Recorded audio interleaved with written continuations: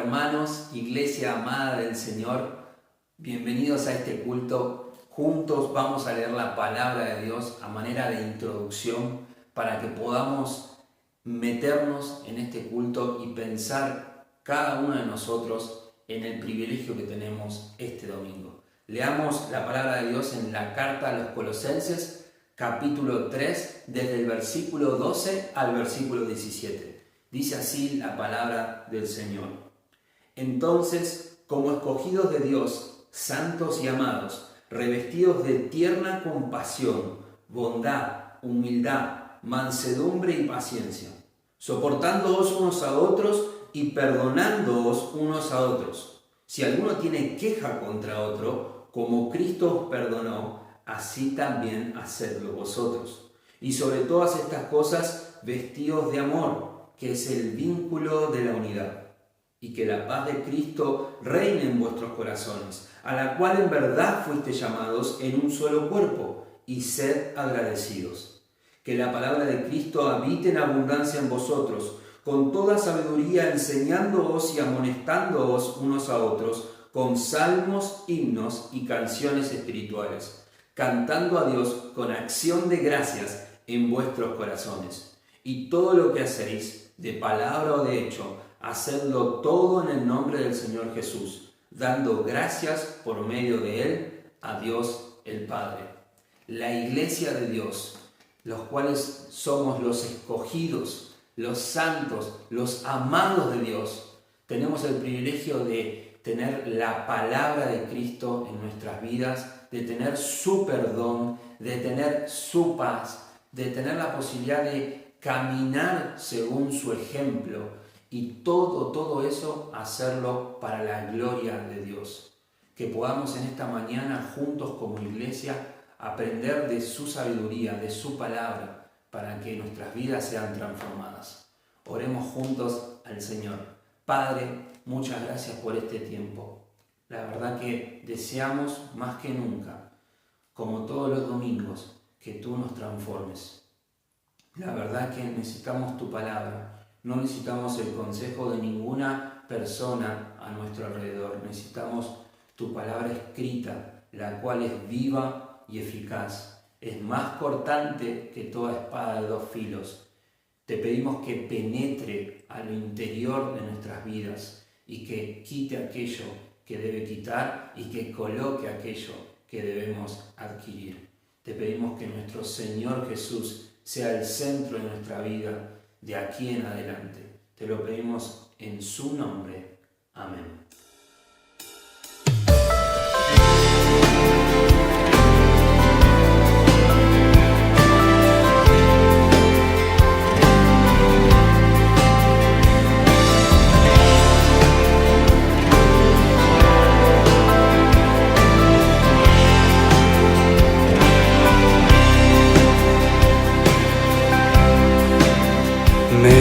Glorío en Jesucristo, quien con su sangre me compró.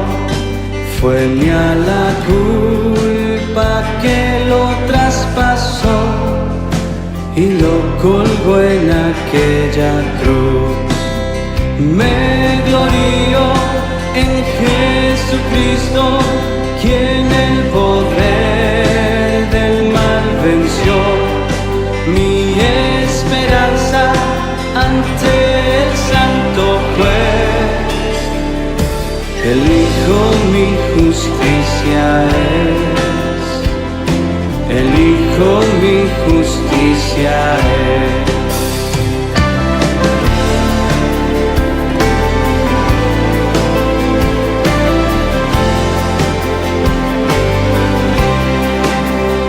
Me glorío en Jesucristo, su amor me dio, mi vida es Él. No tengo otro a donde acudir, me satisface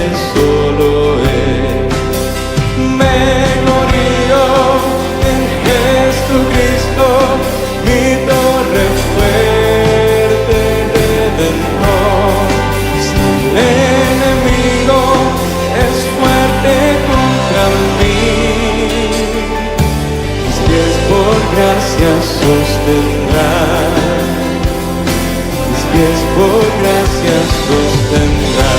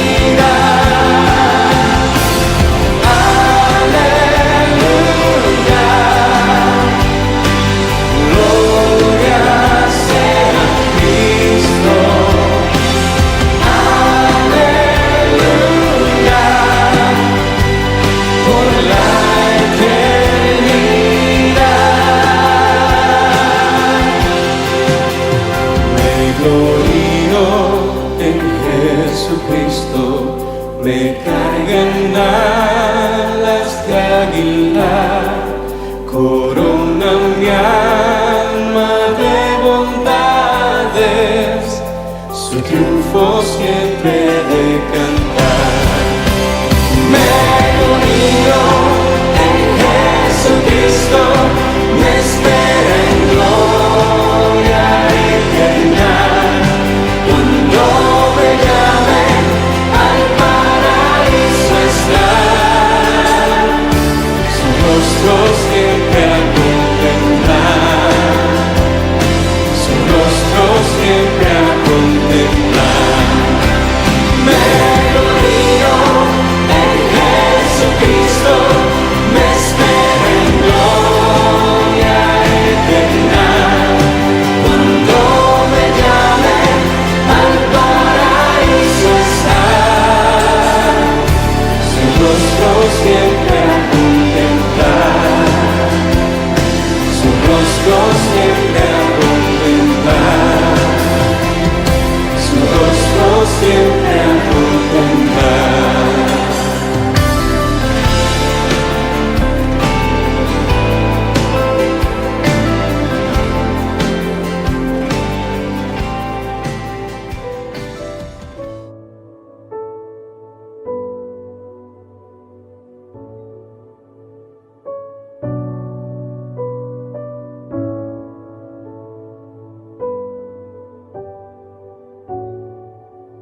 Profundo es el amor de Dios, tan vasto e infinito, que dio a su Hijo amado por amor a los perdidos. Gran dolor causó a mi Dios ver padecer a Cristo, herido en una cruz murió, por quienes han creído.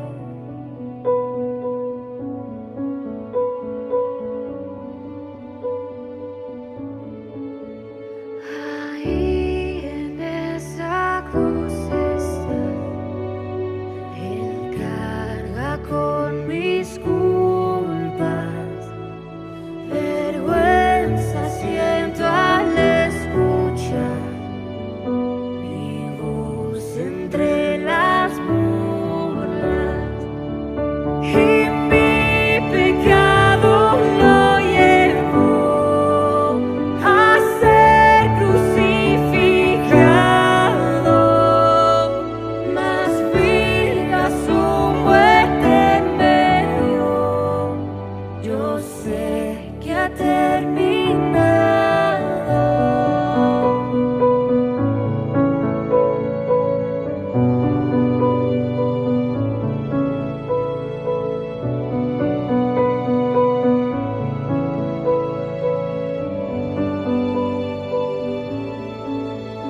De nada yo presumiré,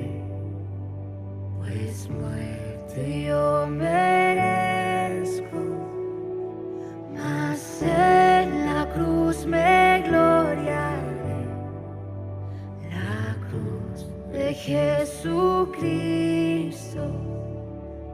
porque me da de su favor. No puedo contestarlo, mas esto sé de corazón: Jesús me ha rescatado.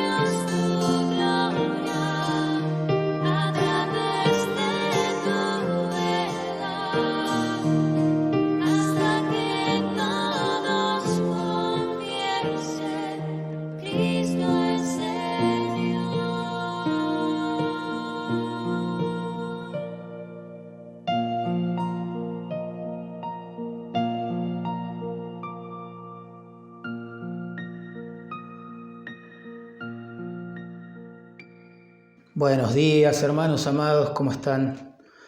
Les invito a abrir sus Biblias en Santiago capítulo 3, verso 13 al 18. Vamos a leer la palabra de Dios. Santiago 3, 13 al 18. Dice así: ¿Quién es sabio y entendido entre vosotros? Muestre por la buena conducta sus obras en sabia mansedumbre. Pero si tenéis celos amargos y contención en vuestro corazón, no os jactéis, ni mintáis contra la verdad. Porque esta sabiduría no es la que desciende de lo alto, sino terrenal, animal, diabólica. Porque donde hay celos y contención, allí hay perturbación y toda obra perversa. Pero la sabiduría, que es de lo alto, es primeramente pura, después pacífica, amable, benigna, llena de misericordia y de buenos frutos, sin incertidumbre ni hipocresía. Y el fruto de justicia se siembra en paz para aquellos que hacen la paz. ¿Saben? En Lucas, capítulo 7, verso 35, Jesús dijo una frase muy sabia. Dijo: la sabiduría es justificada por sus hijos. En otras palabras, lo que quiso decir es que la verdadera sabiduría, y no la que tenían los fariseos y escribas, a quienes fueron dirigidas esas palabras, es demostrada por los frutos de justicia que producen la vida de sus hijos, es decir, de aquellos que la abrazan por la fe. Bueno, Santiago está diciendo algo similar aquí. Él afirma que la clase de sabiduría que un hermano posee se hace evidente por la clase de vida que lleva. Repito, la sabiduría que una persona posee se hace evidente por la clase de vida que lleva. Porque sabiduría, hermanos, es más que conocimiento, es más que palabras. Sabiduría es conocimiento aplicado, es el arte de vivir de acuerdo a lo que creemos. Y noten que aquí, en este párrafo, se presentan dos tipos de sabiduría, ¿verdad? Por un lado, en los versículos 14 al 16, vemos una sabiduría terrenal, animal, diabólica. Por otro lado, en los versículos 17 y 18 se nos describe la sabiduría que es de lo alto, dice allí.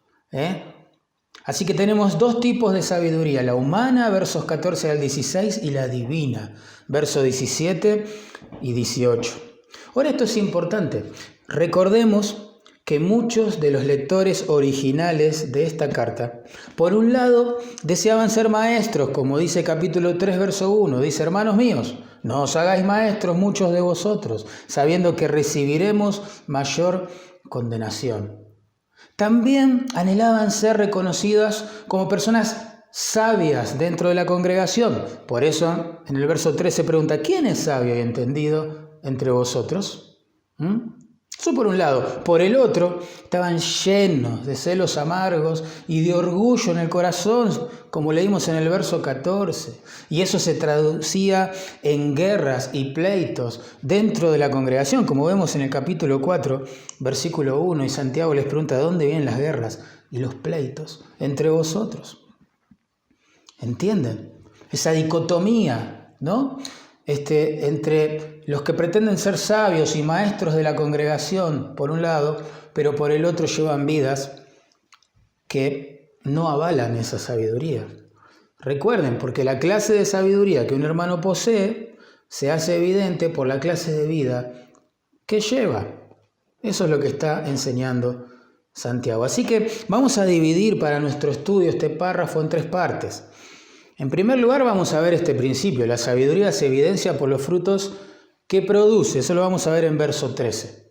En segundo lugar vamos a ver los frutos que produce la sabiduría humana, en los versos 14 al 16, y en tercer lugar los frutos que produce la sabiduría divina, en los versículos 17 y 18. Y la esperanza es que Dios use su palabra para revelar nuestros corazones y mostrarnos qué clase de sabiduría es la que nos controla y nos domina.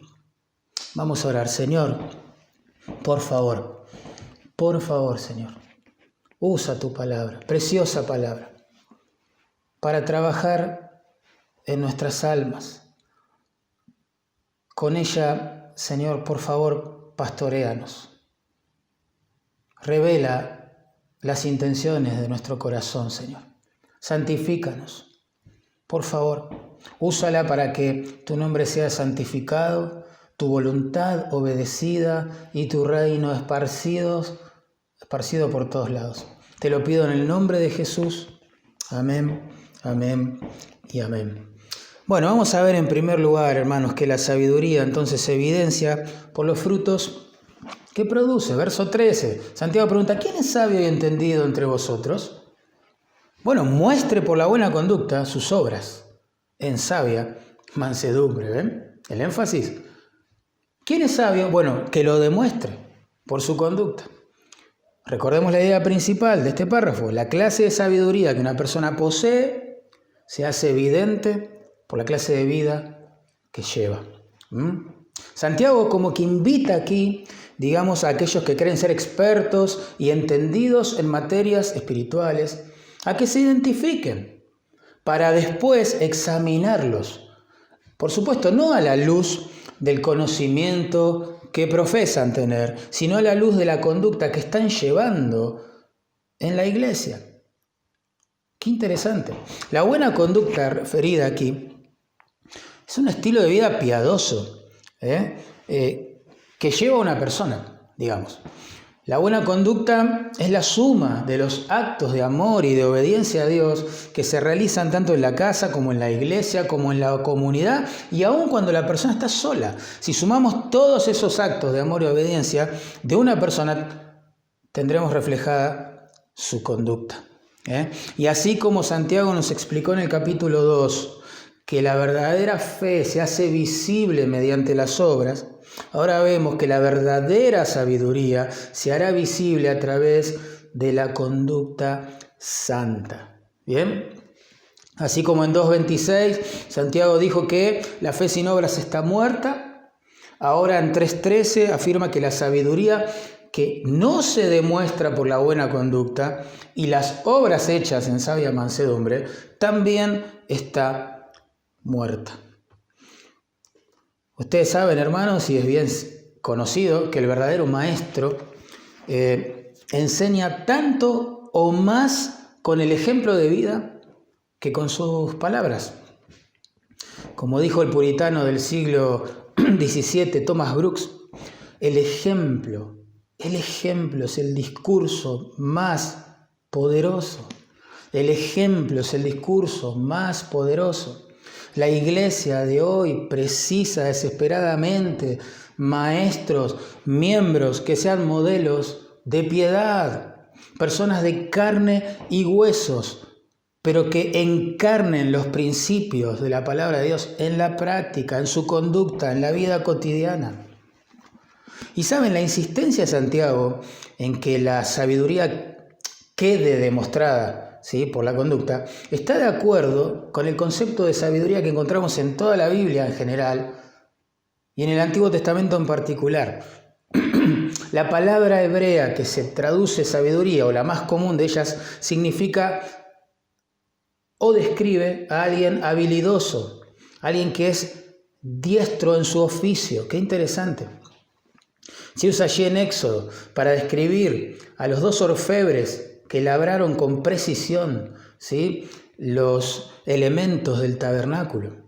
Ellos eran diestros, habilidosos, sabios en su oficio, porque sabiduría es un conocimiento práctico, de habilidades, no solo teórico, ¿entienden?, o intelectual. Por eso es que una persona puede tener un doctorado en teología, hermanos, pero si no ama a Dios y no ama al prójimo, no es una persona sabia. Una persona puede conocer los principios bíblicos acerca del matrimonio, pero si no edifica con esos principios un hogar piadoso, no es una persona sabia. Puede ser un erudito en idiomas originales, pero si tiene celos y ambiciones en su corazón, como va a decir en el verso 14, entonces no es una persona sabia. Porque sabiduría es conocimiento aplicado y dirigido a agradar a Dios en todas las áreas de la vida. Noten, Santiago dice que la verdadera sabiduría produce una buena conducta que se traduce en obras hechas en sabia mansedumbre. Y la mansedumbre en las Escrituras es fuerza bajo control, no es debilidad. Es fuerza bajo control. Es aquel aspecto del fruto del Espíritu Santo que capacita al creyente para colocar como prioridad la voluntad de Dios por sobre sus pasiones, reacciones, emociones y decisiones.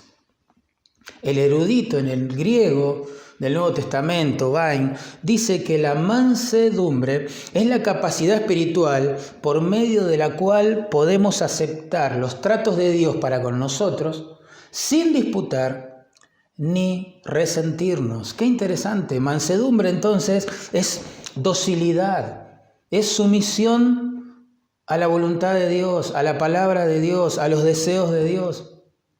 Y Santiago aquí enfatiza la mansedumbre porque por un lado, recuerden, sus lectores estaban peleando unos con otros y por el otro lado deseaban ser maestros de la palabra y ser reconocidos como personas sabias. Yo pregunto, en ese clima, ¿quién se estaba sometiendo a la voluntad de Dios? ¿Quién estaba haciendo sus obras, su ministerio en sabia mansedumbre? ¿Entienden? Las obras de ellos eran controladas por el deseo de gloria personal. Pero las obras, dice Santiago, de una persona sabia se hacen en mansedumbre, es decir, bajo el control del Espíritu Santo, bajo el control de Dios. Hermanos, el por qué, es decir, la motivación, ¿no? Y el cómo, es decir, la actitud con las que hacemos las obras, son tan importantes como las obras que hacemos. Repito, el por qué y el cómo, ¿sí?, la motivación y la actitud con la que hacemos las obras son tan importantes como las obras que hacemos. Y a la luz de este texto hay que pensar por qué hacemos lo que hacemos en la iglesia. ¿Qué te motiva, hermano, a querer enseñar la palabra de Dios? ¿Por qué quieres ser un maestro de la Biblia en la iglesia? ¿Por qué quieres ser reconocido como una persona sabia? Pregúntate, ¿para qué enseñar principios bíblicos que te van a condenar porque no estás dispuesto en humildad a obedecerlos? ¿Por qué decirle a los demás desde un púlpito cómo deben vivir si tu propia vida no se está sujetando en mansedumbre a la voluntad de Dios revelada en la misma palabra que vos querés enseñar? ¿Por qué enseñar si no eres manso y humilde para aprender? ¿Por qué enseñar si no eres disciplinado, controlado para estudiar? Por favor, examinemos nuestro corazón, hermanos, porque la clase de sabiduría que una persona posee se hace evidente por la clase de vida que lleva. Así que en primer lugar, la sabiduría se evidencia por los frutos que produce, claramente. Bueno, ahora vamos a ver en versos 14 y 16, y en segundo lugar, los frutos que produce la sabiduría humana en este caso. Noten, verso 14 dice: pero si tenéis celos amargos y contención en vuestro corazón, no os jactéis ni mintáis contra la verdad. ¿Quién es sabio y entendido? A ver, levante la mano. Bueno, demostralo por tu conducta y por tus obras hechas en sabia mansedumbre, dice Santiago. Pero, contraste, pero, si no tenés eso para mostrar y lo único que hay en tu corazón es celos amargos y contención, deja de presumir, deja de mentir contra la verdad, dice Santiago. ¡Wow! Que nadie se jacte de ser sabio si tiene amargura y contención o ambición egoísta en su corazón. Tremendo. Esa expresión traducida en vuestro corazón implica que tanto los celos amargos como las contiendas o las ambiciones egoístas son pecados que hayan cabida en el mundo interior de las personas de la iglesia. Están ocultos allí, pero en estado latente, ¿entienden? En estado latente. Listos para emerger en cualquier momento, ni bien tengan oportunidad, y bueno, provocar divisiones y causar daños en la iglesia del Señor. ¿Saben por qué? Porque aquello que llena el corazón termina controlando aquello que decimos con nuestra lengua. Eso ya lo trató Santiago en los versículos 1 al 12, pero también lo que llena nuestro corazón termina controlando nuestra conducta o las obras que hacemos, y eso es de lo que está tratando aquí Santiago en versículos 13 al 18. Jesús lo dijo con otras palabras: lo que sale de la boca, del corazón sale, y esto es lo que contamina al hombre, porque del corazón, noten el énfasis, salen los malos pensamientos, los homicidios, los adulterios, la inmoralidad, los hurtos, los falsos testimonios, la blasfemia, y podríamos agregar las contiendas, las divisiones, etcétera, etcétera. Tremendo. La palabra que se traduce celos allí, puede tener una connotación positiva, como en Juan capítulo 2, verso 17, donde describe el celo de Jesús al ver a la gente comerciando, digamos, en el templo de Dios. Pero aquí Santiago evidentemente la usa en sentido negativo, porque coloca a su lado el adjetivo amargos, celos amargos. Y la palabra traducida amargos tiene el sentido de algo que es cortante, filoso, puntiagudo, afilado. Tremendo, se usa para describir los efectos dañinos, ¿entiende? De los celos, de la envidia, de estos celos amargos referidos. Son celos que lastiman, que hieren, que dañan, que cortan sin compasión alguna, ¿sí?, a todas sus víctimas. Primero, al que lo posee en su corazón. Yo no conozco ninguna persona llena de celos amargos y envidia en su corazón que sea feliz. Segundo, a todo aquel que se opone, ¿sí?, a sus deseos y ambiciones. Los celos amargos adoptan la forma de una envidia, ¿entienden?, que amarga el corazón, del que desea poseer lo que el otro tiene y no lo puede alcanzar por más que pelee. Y noten la progresión acá.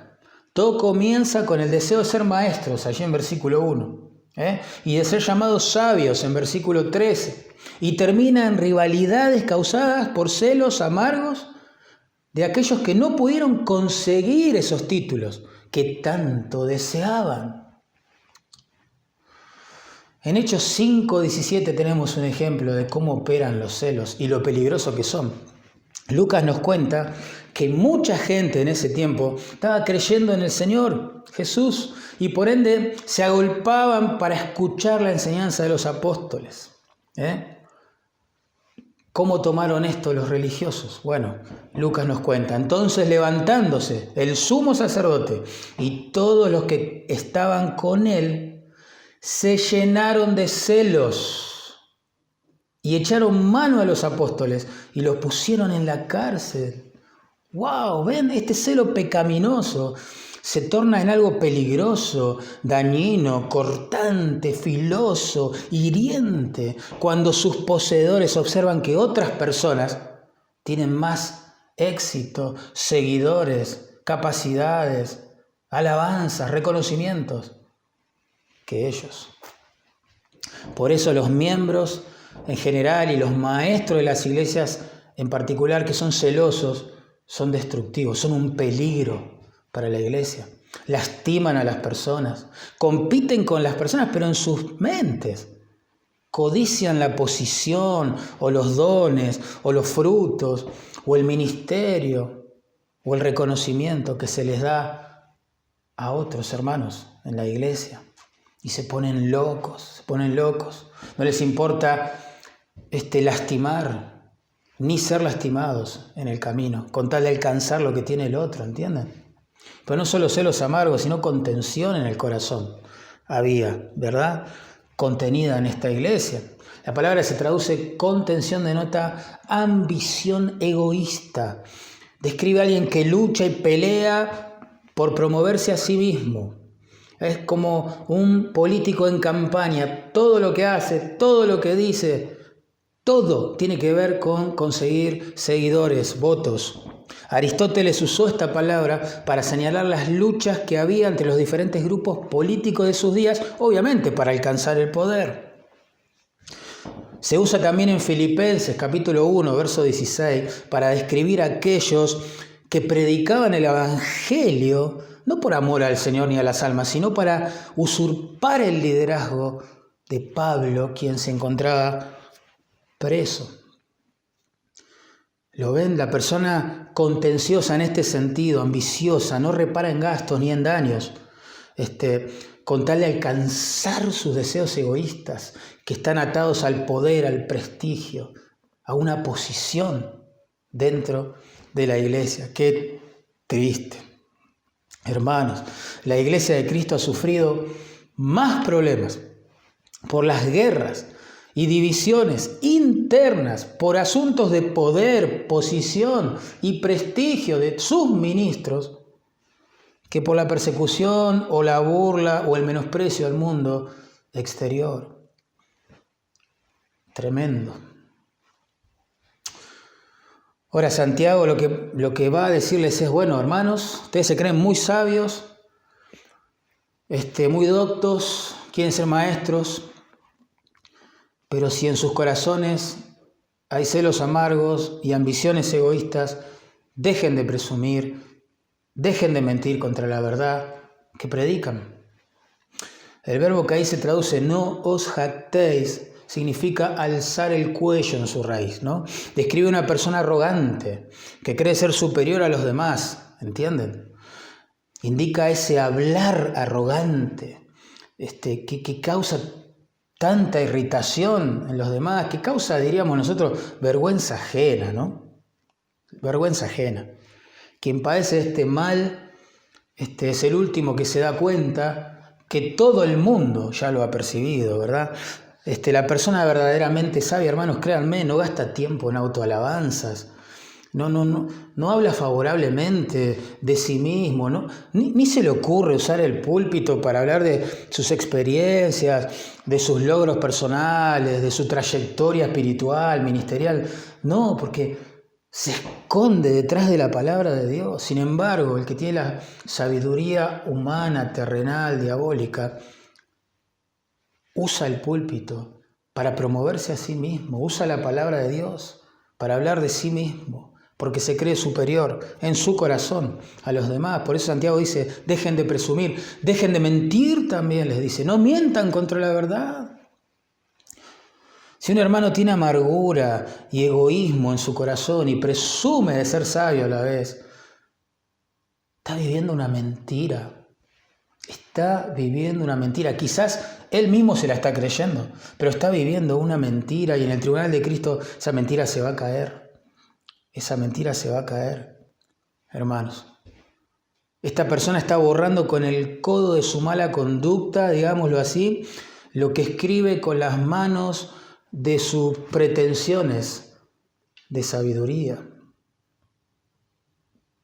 Tremendo. Santiago dice, cuidado, no te jactes ni mientas contra la verdad. Esa expresión contra la verdad puede ser una referencia a la palabra de verdad, referida, por ejemplo, en Santiago 1:18. En otras palabras, lo que Santiago quiere decir, hermanos, es que un corazón celoso, amargado, contencioso, está contradiciendo el mismo mensaje que por otro lado quiere predicar o se desvive por predicar. Qué tremendo, qué tremendo. Y piénsenlo, es cierto, el Evangelio nos demanda negarnos a nosotros mismos. Pero estas personas peleaban para promoverse a sí mismos, todo lo opuesto. Están mintiendo contra la verdad que quieren predicar. Su doctrina quizás puede ser ortodoxa porque Santiago no se mete con eso, pero sus obras la contradicen de tal manera que lo que hace es que sean unos farsantes. Wow, uno puede pensar, bueno, paremos un segundo. La verdad, yo conozco gente así en mi iglesia o en otras iglesias. Son líderes. Están al frente de ministerios, están enseñando en alguna clase, en algún grupo pequeño. Y yo me pregunto si entonces no poseen la sabiduría de Dios, pero nos están dirigiendo en la iglesia. ¿Qué sabiduría poseen? Versículo 15 da la respuesta. Esta sabiduría no es la que desciende de lo alto, sino terrenal, animal, diabólica. La gente celosa y ambiciosa del versículo anterior sí tiene sabiduría, hermano. Pero es una sabiduría que no viene de Dios, que es terrenal, que es animal, que es diabólica. Pero sí tienen sabiduría. Qué asombroso este concepto, ¿verdad? Ustedes saben que la expresión traducida allí de lo alto es una referencia a Dios. Se usa en capítulo 1, verso 17. Noten conmigo, allí leemos: toda buena dádiva y todo don perfecto desciende, acá está nuestra frase, de lo alto, del Padre de las luces, en el cual no hay mudanza ni sombra de variación. ¿Entienden? Una clara referencia a nuestro Dios inmutable. Entonces, hermanos, no nos engañemos. Un líder celoso, un líder ambicioso, se trate de alguno de los pastores de una iglesia, o de sus diáconos, o de algún maestro, o de las personas que están estudiando porque quieren serlo, no importa de quién se trate, no es controlado por la sabiduría de Dios. Repito, un líder celoso y ambicioso no es controlado por la sabiduría de Dios, sino por una sabiduría que es terrenal, dice Santiago, es decir, que pertenece a la tierra, ¿no? Es como una planta, digámoslo así, que crece en el suelo malvado de este mundo. Es una sabiduría que es apta para los propósitos, las relaciones y los métodos terrenales, obvio, que alimentan las ambiciones terrenales. Es una manera de vivir y de pensar estrecha, baja, digamos, porque no tiene en cuenta ni la gloria, ni el reino, ni la voluntad de Dios.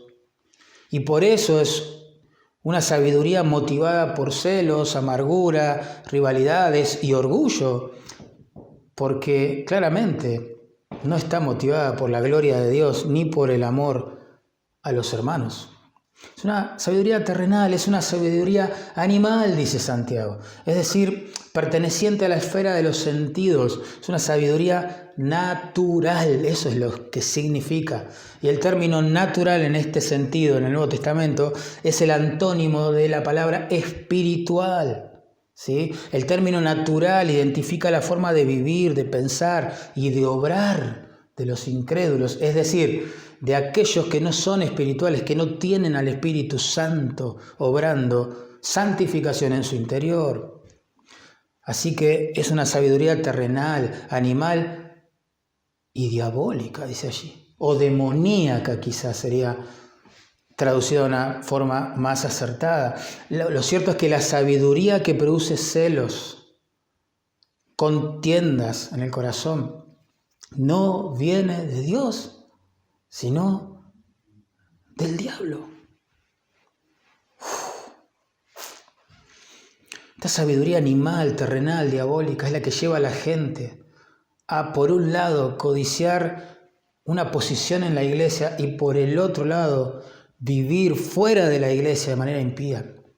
Y pensar que eso, es tolerable. Tremendo. La sabiduría animal, terrenal, diabólica está enfocada en el ego del hombre, en la gloria personal y no en la gloria de Dios y el bien de las almas. Entonces uno debe preguntarse, hermanos, ¿qué clase de sabiduría entonces está reinando en la iglesia de hoy? En mi iglesia, ¿qué clase de sabiduría está reinando? ¿Qué clase de sabiduría muestran mis líderes? Mis maestros, mis pastores, o aquellos que quieren serlo. ¿Y cómo puedo saberlo? ¿Cómo puedo discernir esto? ¿Identificar esto? ¿Recuerdan la propuesta? Por los frutos que produce. Por los frutos que produce. En el verso 16 Santiago dice, porque donde hay celos y contención, de esto ya hablamos, allí hay, acá vienen los efectos, perturbación y toda obra perversa. ¡Qué tremendo! ¿Saben? La evidencia de que la sabiduría referida aquí no es de origen divino, sino terrenal, animal y diabólico, se deja ver claramente por los resultados que produce en la iglesia. Digamos que el carácter terrenal, animal, diabólico de esta sabiduría se hace evidente. Solo hay que aprender a ver los efectos que produce en la vida de nuestras iglesias. No es tan complicado de discernir. La palabra que se traduce perturbación allí significa desorden o confusión. Se usa en capítulo 3, verso 8 para describir el carácter indomable de la lengua. Tremendo, indomable de la lengua. ¡Wow!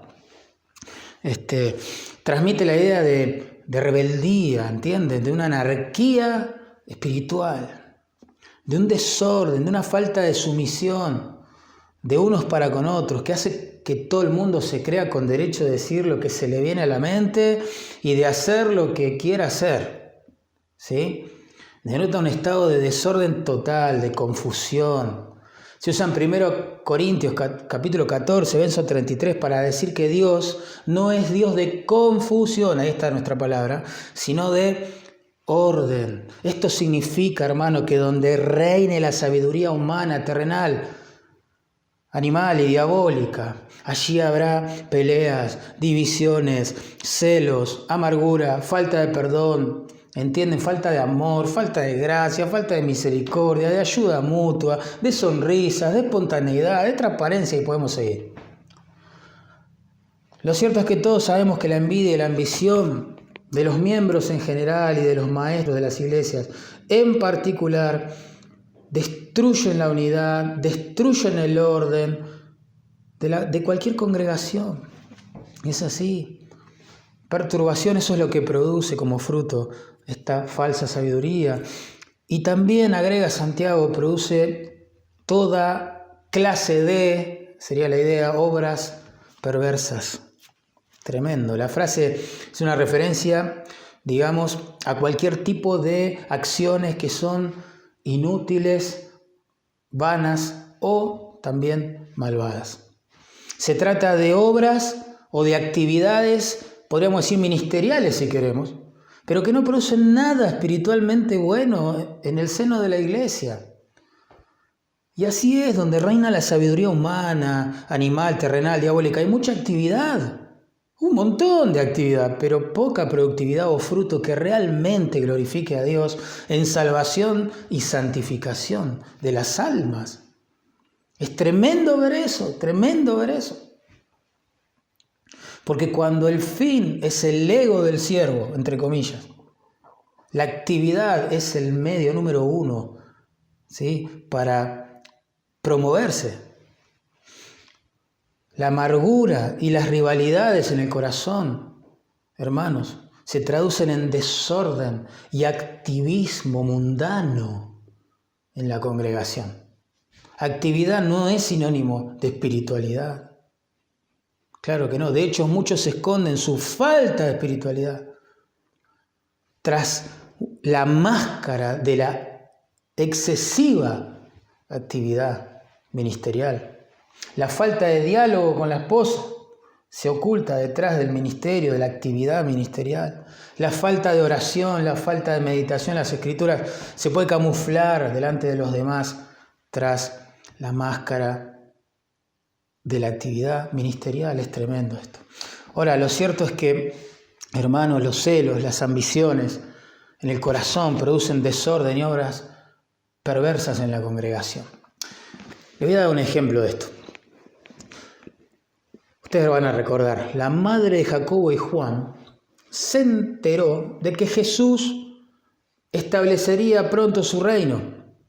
Entonces decidió interceder por sus hijos para asegurarse que uno de ellos se sentara a la derecha y otro a la izquierda de este rey precioso, Jesús. Ahora, este pedido lo hizo delante del resto de los discípulos. Ahora, ¿cuál creen que fue la actitud de los otros 10 discípulos? Bueno, Mateo 20, 24.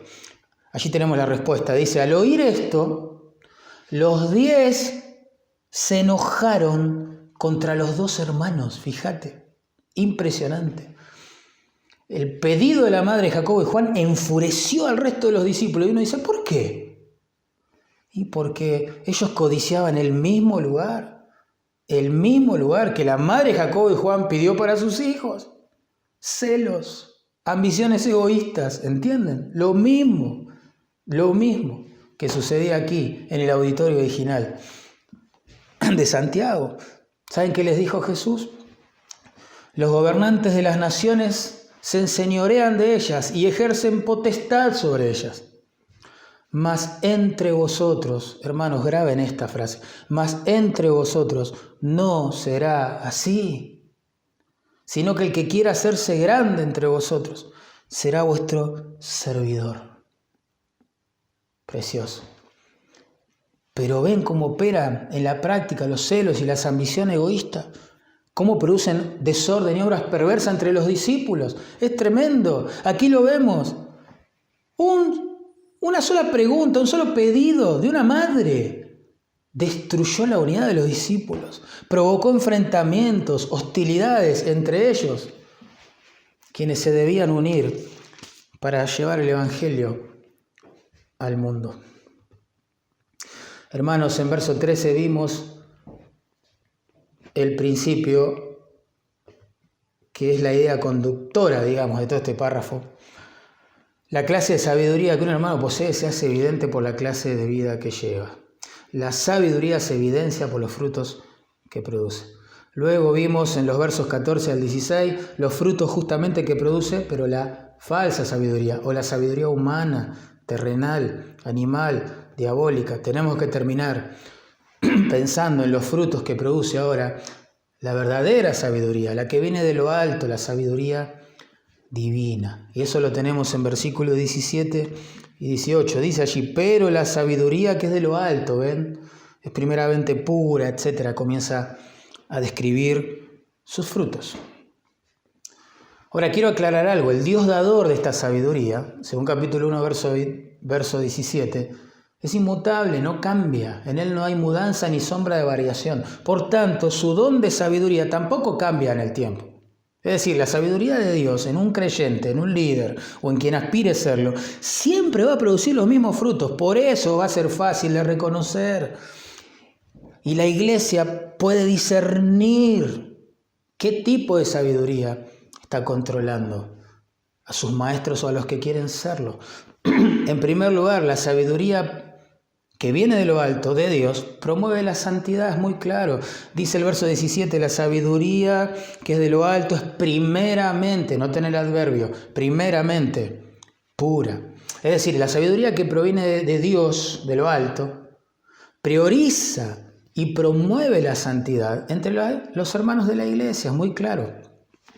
La palabra describe todo aquello que para Dios es santo, moralmente puro, agradable, grato, sin mancha. Y hermanos, si hay algo que caracteriza la sabiduría que viene de lo alto y que la hace inconfundible, es que promueve la santidad. Promueve la santidad.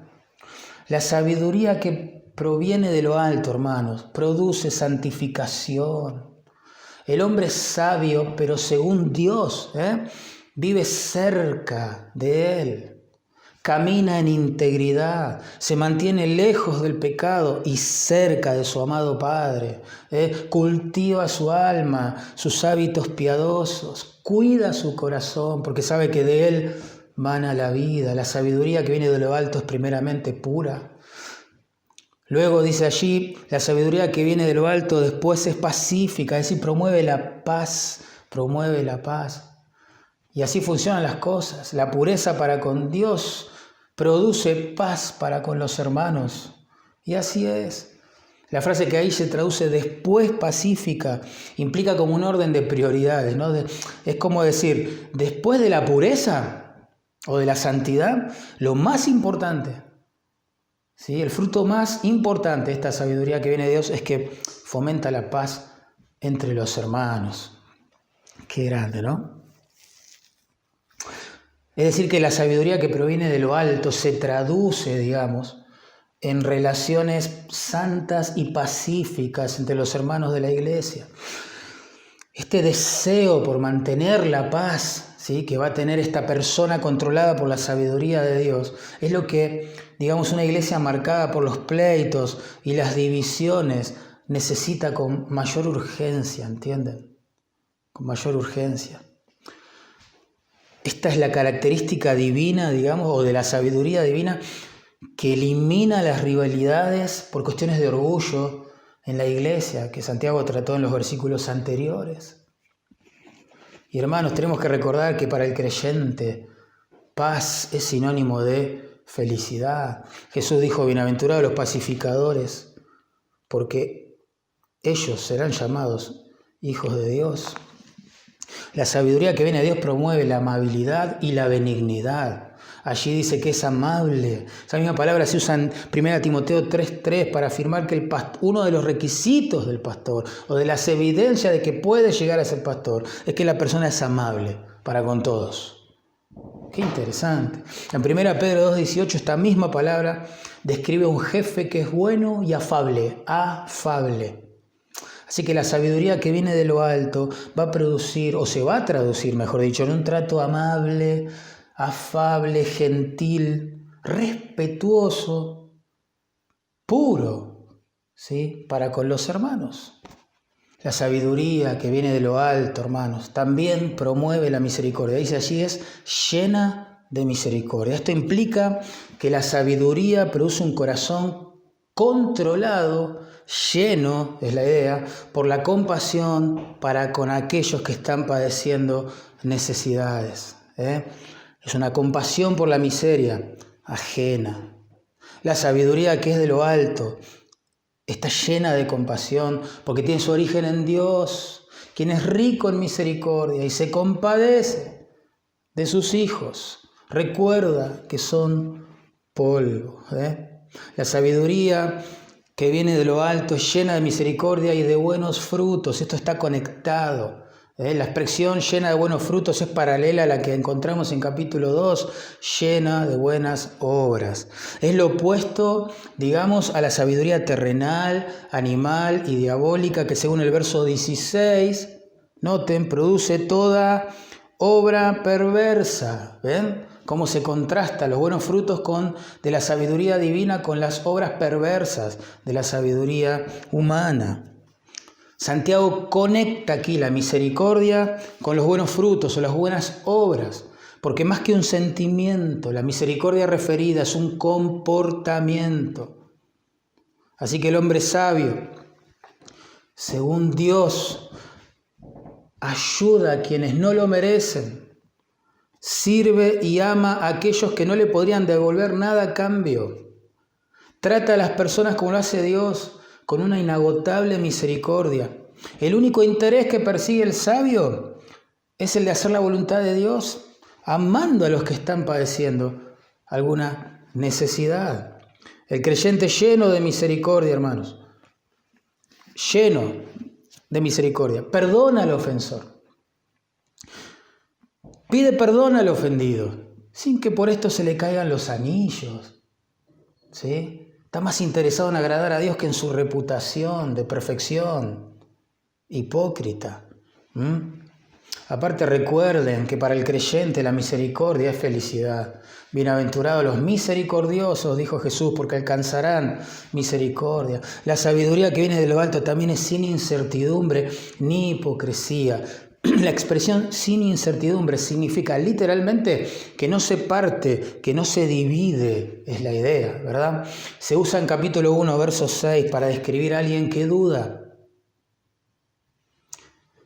Y uno de los ruegos más insistentes que hace Santiago en esta carta es que no seamos inconstantes, como dice el capítulo 1, verso 8, o de doble ánimo, como dice el capítulo 4, verso 8, o dubitativos, como dice el capítulo 1, verso 6, sino que seamos fieles a Dios en todo, en todo. La sabiduría que proviene de Dios no vacila, no es indecisa, produce convicciones firmes, claras, una fidelidad a principios. Esa es la idea. El maestro, el miembro de la iglesia, que es sabio según Dios, no cambia sus convicciones para agradar a los demás. No tiene dos caras. No es como Pedro, que para quedar bien con sus pares judíos se abstenía de comer ciertos alimentos inmundos según la ley, pero para quedar bien con los gentiles los comía. No, por eso, sin incertidumbre está conectado con la frase siguiente, sin hipocresía. La sabiduría que viene de Dios opera al descubierto, sin máscaras.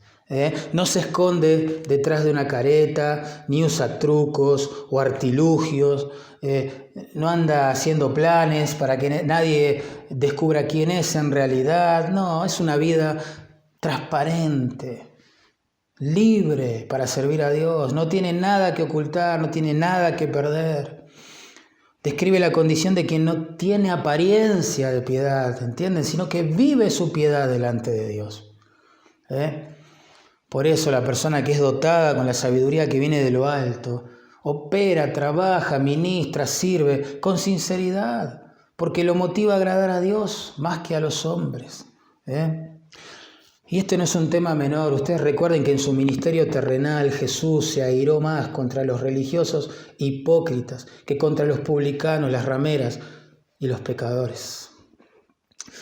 Y ahora en verso 18, para finalizar este tema, o esta descripción de estas dos clases de sabiduría, Santiago quiere dejar en evidencia que la sabiduría que viene de Dios es fructífera y produce frutos particulares. Dice, y el fruto de la justicia, verso 18, se siembra en paz para aquellos que hacen la paz. Santiago dice que los pacificadores, siembran la justicia en paz y ciegan una cosecha o fruto de justicia. Parece un trabalengua. Pero los pacificadores son una bendición para las iglesias en general y para una iglesia que está dividida en particular, porque ellos, que desde la paz que establecen, que persiguen y que buscan, van sembrando semillas de vidas rectas, justas, agradables delante de Dios, en el silencio. Quizás en la soledad, en el secreto, quizás no están en un púlpito, pero es lo que van haciendo, Santiago capítulo 1, verso 20, La justicia, aquí referida, es la conducta recta que agrada a Dios. ¿Entienden? La justicia aquí, ahora, en capítulo 3, verso 18, es una referencia a todos esos frutos que describió en verso 17, que produce la verdadera sabiduría: pureza, paz con los hermanos, amabilidad, bondad, misericordia, lealtad, sinceridad, ¿entienden? La cosecha de una vida recta en este sentido. Y eso es lo que llama la atención de este texto. No se puede dar en una atmósfera de ira, de amargura, de enojo, de ambiciones egoístas, de celos amargos, imperando en los corazones. Porque Santiago en 1:20 afirma que la ira del hombre no opera la justicia de Dios. Por eso aquí en capítulo 3, verso 18, noten que el fruto de la justicia, dice allí, se siembra en paz. Se siembra en paz. Esto significa que el fruto de la justicia no puede sembrarse en un terreno donde haya celos, iras, amargura, rivalidades, divisiones, hipocresía, odio, desorden, anarquía, etc. Esto es tremendo. Los sabios, según Dios, van sembrando justicia, semilla de santidad en un terreno que a la vez van preparando, buscando y persiguiendo la paz entre los hermanos. La justicia fructifica solo en un clima de paz. La santidad para con Dios fructifica en un terreno de paz entre los hermanos. Y esto es tremendo. Significa que no podremos vivir vidas rectas delante de Dios en una iglesia si el clima que la caracteriza es o son los celos amargos y las rivalidades egoístas en el corazón. Hermanos, Santiago establece una diferencia inconfundible entre la sabiduría humana y la divina, la que viene de lo alto y la que es terrenal. Es inconfundible. La dicotomía es tal que nadie debería tener dudas en cuanto a cuál de las dos clases de sabiduría está operando en su propia vida y en la vida de su amada iglesia. Es muy claro, la sabiduría terrenal y más diabólica produce celos amargos, rivalidades, jactancia, hipocresía, anarquía, desorden, toda obra mala. Pero la sabiduría que viene de arriba produce santidad para con Dios, paz, armonía, benignidad, misericordia, buenas obras y amor para con los hermanos. Es inconfundible, es inconfundible. Y cuando llegamos a este punto uno se pregunta, bueno, wow, yo puedo reconocer en mi propia vida, la tendencia, digamos, a operar bajo estos frutos que produce la sabiduría terrenal. Y me pregunto y te pregunto y todos nos preguntamos, ¿quién puede vivir de esta manera? Como describió Santiago en los versículos 17 al 18. ¿Dónde obtener esta sabiduría santa? Hermanos, tenemos que asumir que estas virtudes que produce la sabiduría divina se promueven en la palabra de Dios y las produce el Espíritu Santo de Dios en nosotros. En Gálatas 5, 22, 23 dice, mas el fruto del Espíritu es amor, gozo, paz, paciencia, benignidad, bondad, fe, mansedumbre y templanza. Y agrega, contra tales cosas no hay ley. Es decir, la ley no puede producir estas cosas en mi corazón. La ley solo puede tratar con mi conducta. No puede cambiar mi corazón. ¿Se entiende? Pero el Espíritu Santo sí, las produce.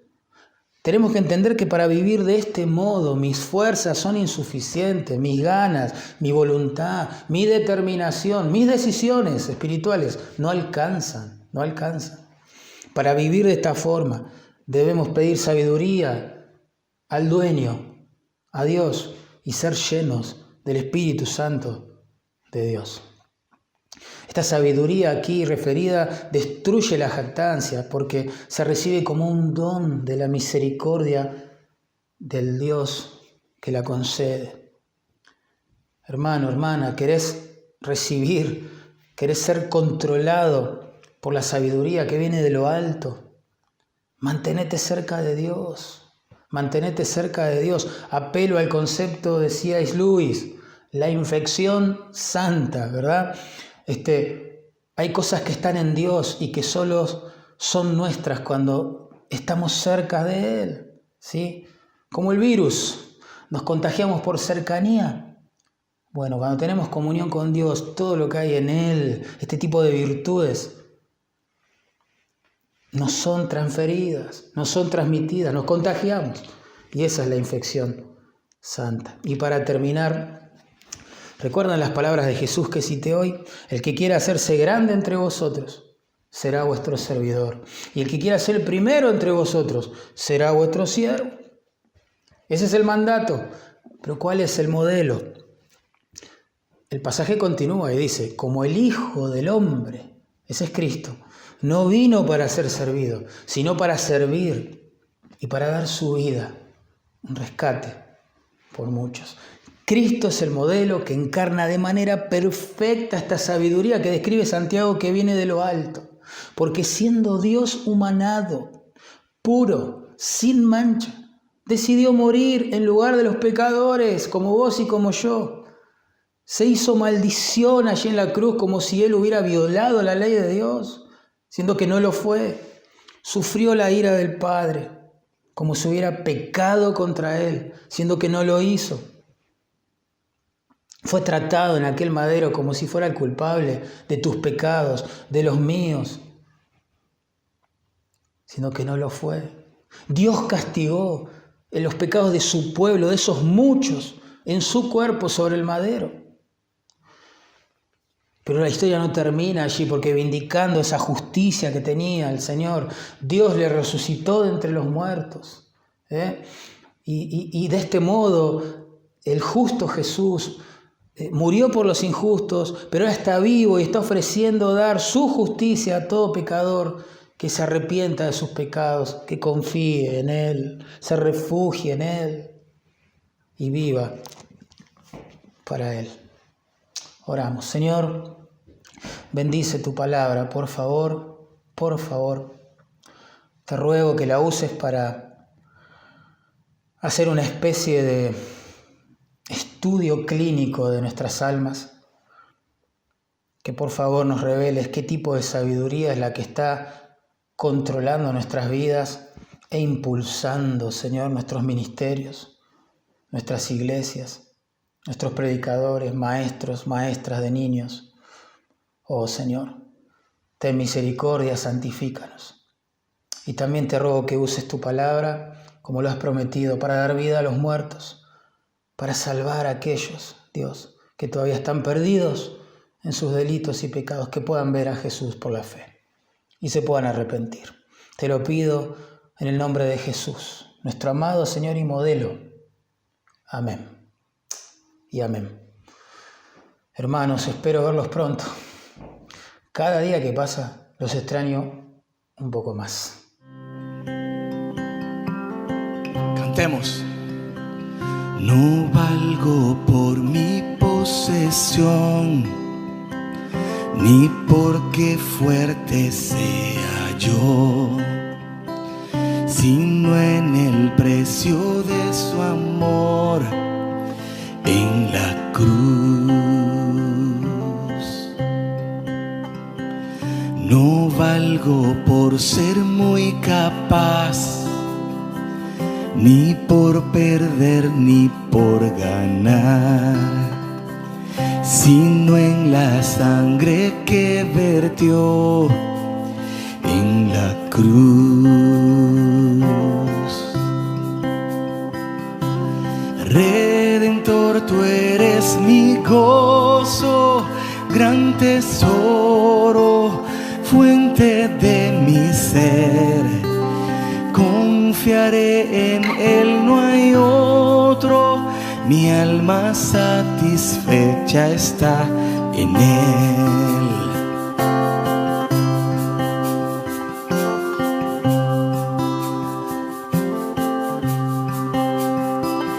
La fama y juventud se irán, como la flor que hoy no está. Mas vida eterna tú nos das en la cruz.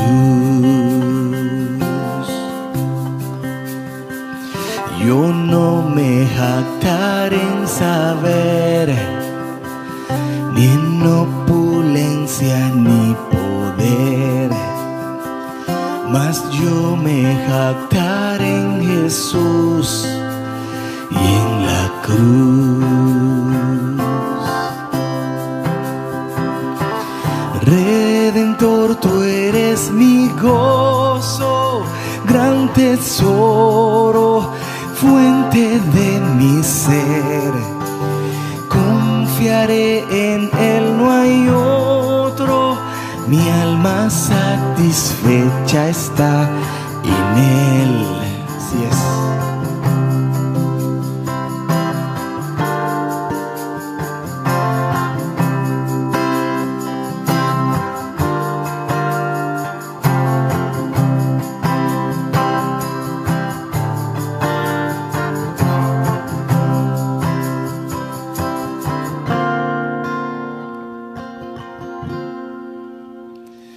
Esta verdad confieso hoy, de dignidad indigno soy. Tengo valor pues me compró en la cruz. Oh Redentor, Redentor, tú eres mi gozo, gran tesoro, fuente de mi ser.